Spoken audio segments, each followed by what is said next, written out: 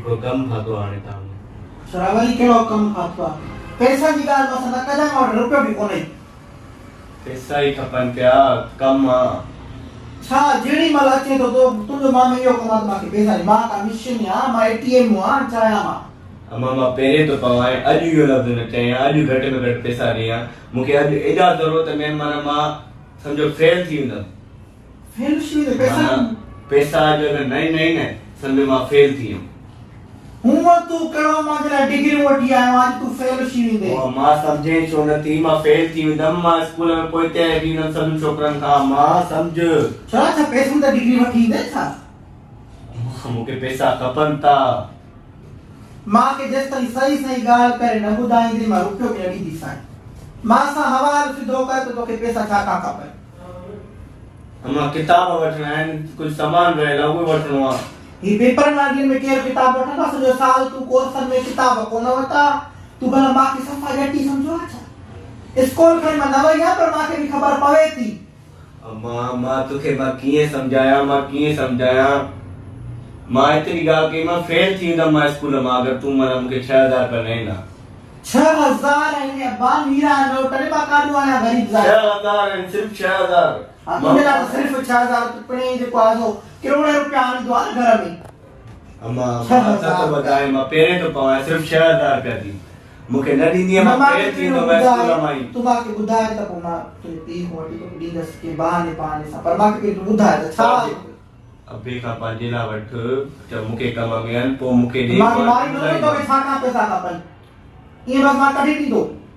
अम्मा paper कराईंदुमि। Paper कराइनि थी पैसा ते? सर आहे हिकिड़ो, हुनखे पैसा ॾींदुमि, पोइ पेपर करे ॾींदो, मां पास थींदुमि।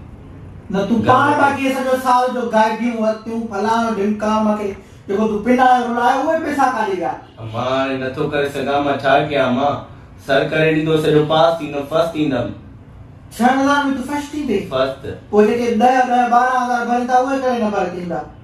उहे हाणे उहो जेको पैसा तो वठे उनखे ख़बर हूंदी न सर।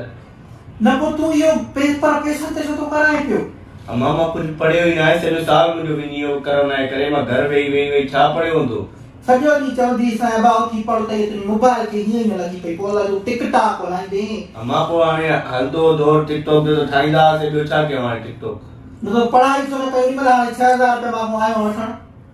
अम्मा त मां हलो उन पढ़ाई कयां त पेपर ते बि करोना लॻी पई आहे न, ऑनलाइन क्लासिस थी थियनि। ऑनलाइन क्लासिस त मां हिकु बि न वरिती आहे। उहो सर सां ऑनलाइन हथ सां मोका पंहिंजो करे पोइ हाणे ते तूं मांखे उहो कयो। अबा इहो जेको आहे सो पंहिंजो ख़्यालु कयो, इहो हरूभरू जेको आहे सो पेपरनि जे लाइ पैसा न भरियो।